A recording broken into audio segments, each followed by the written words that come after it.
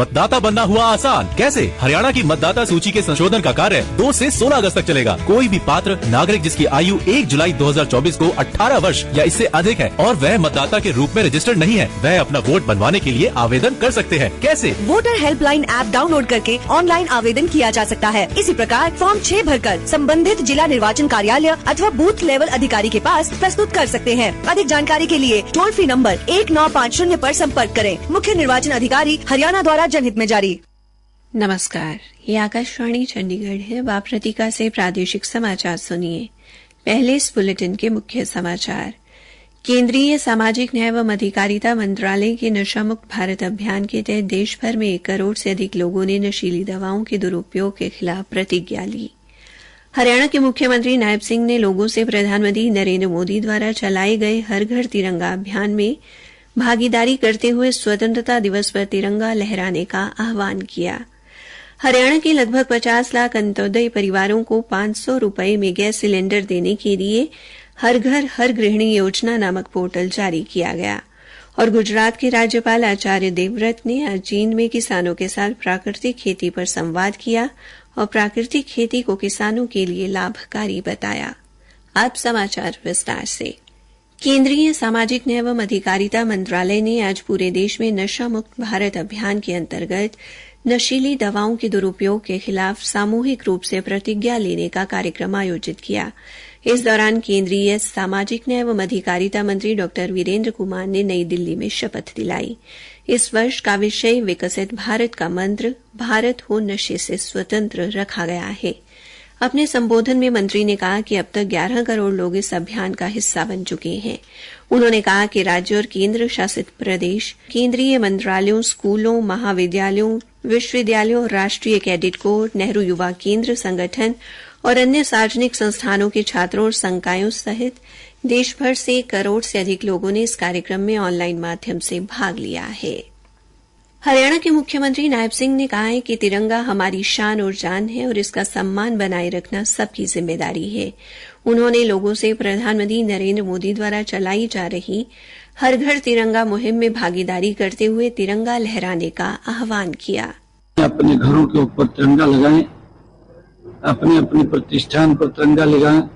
एक भाव, एक भारत श्रेष्ठ भारत, उस भाव को जो आजादी के हमारे रण बांकुरे थे उनको हम याद कर सके, उनको सच्ची श्रद्धांजलि दे सके। श्री नायब सिंह आज कालका में आयोजित तिरंगा यात्रा कार्यक्रम को संबोधित कर रहे थे। इस अवसर पर उन्होंने भारत माता की जय के उद्घोष के बीच तिरंगा यात्रा को रवाना किया। देशभक्ति से ओतप्रोत ये यात्रा कालका मंडी से शुरू होकर श्री काली माता मंदिर में संपन्न हुई। मुख्यमंत्री ने कहा कि स्वतंत्रता दिवस पूरे हर्षोल्लास के साथ मनाया जाएगा। ये दिन उन क्रांतिकारियों और वीर शहीदों को याद करने का दिन है जिन्होंने भारत मां की रक्षा के लिए अपने प्राणों की आहुति दी।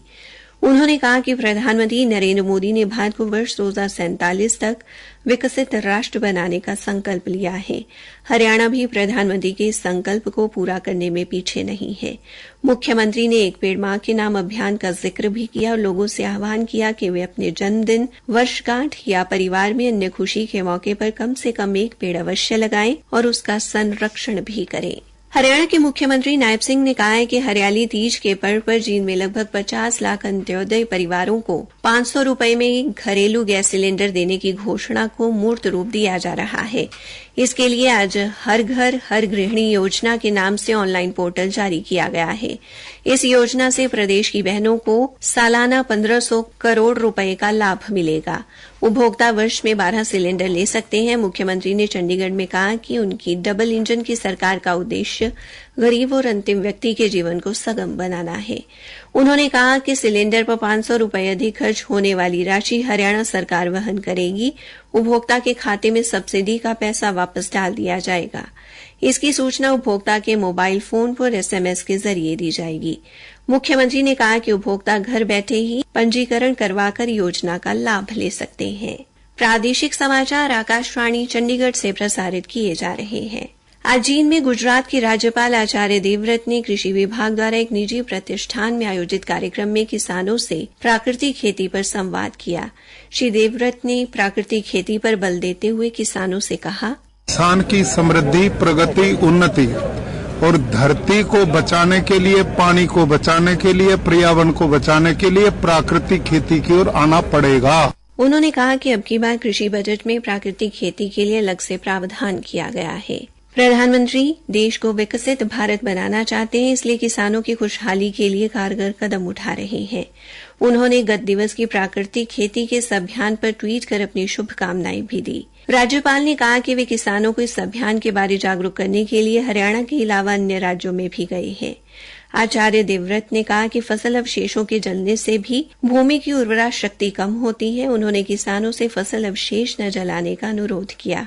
खेती में कीटनाशकों और रासायनिक खादों के अत्यधिक प्रयोग के दुष्प्रभाव का जिक्र करते हुए उन्होंने कहा कि इस कारण जमीन की उर्वरा शक्ति में कमी आई है। उन्होंने कहा कि प्राकृतिक खेती जैविक खेती से भिन्न है।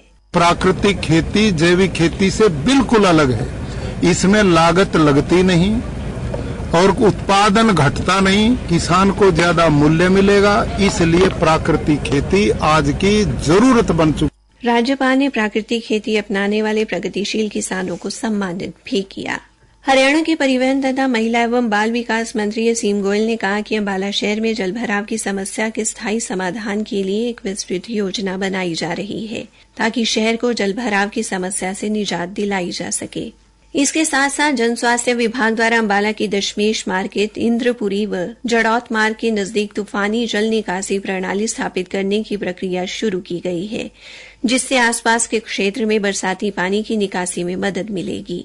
श्री गोयल ने संबंधित विभागों के अधिकारियों के साथ आज जलभराव ग्रस्त क्षेत्रों का दौरा करने के बाद ये जानकारी दी।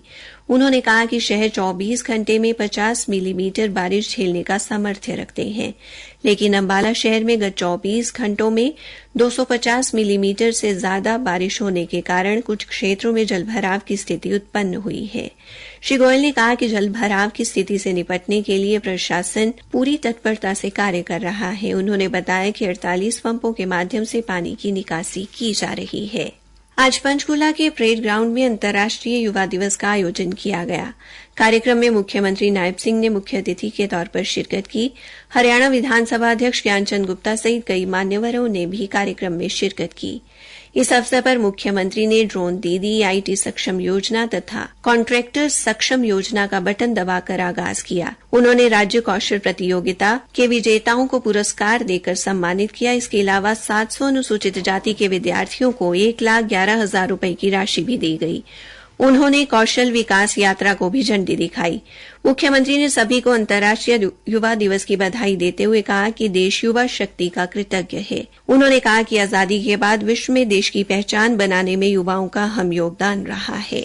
अंत में मुख्य समाचार एक बार फिर।